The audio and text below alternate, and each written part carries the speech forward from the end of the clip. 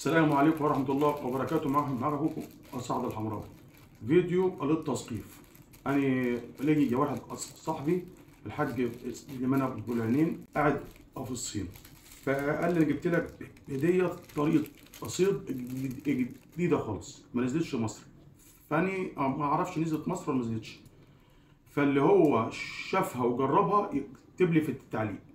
ديت اهيت العلبة بتاعتها اهيت، ديت بتتربط في الصنارة وطريقتها سهلة خالص. انا هفتحها قدامكم. بصوا بصوا اهي، ديت للمية العذبة وللمية المالحة او البحر، البحيرة او البحر، بس هي افيد ويعني ومفيدة اكتر في المية العذبة، في المية اللي هي الساكنة. البحر عشان انتوا تصطادوا فيها في البحر لازم يبقى عدل او لازق، لان هي ليها طريقة صيد معينة. بصوا بتتمسك كده اهوت اهي، هنا اهوت انت بتربط ده في الصنارة تبقى كده اهو، تحط الطعم نصه زي عجينة انت اللي بتعملها نصها هنا، ولما تيجي بتنزلها ما بتخليهاش غرقانه، لان انت لو غرقتها في الميه السمك هيجي من فوق وياكل.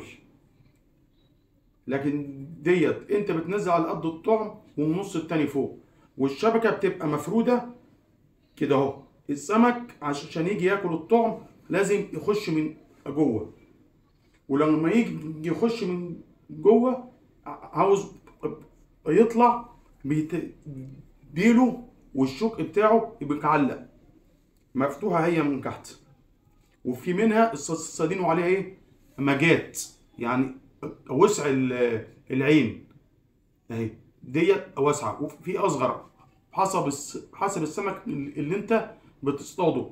اذا كنت بتصطاد سمك كبير بتجيب شبك واسع، اذا كنت بتجيب سمك صغير بتضيق العيون بتاعت الشبك. وانت بتصطاد كده اهو السمك بيتعلق، بتقوم انت لما انت بتسحب هي انت بتنزلها مفروده، لما انت بتسحب بتبقى عامله زي الطراحه او الشبكه، بتقوم مقفوله من تحت، السمك كله بيجيلك. فاللي هو شافها وجربها يقول لي هي مفيده ولا لا، ودي اسهل طريقه، والصين يعني بتنزل حاجات عجيبه. والسلام عليكم ورحمه الله وبركاته.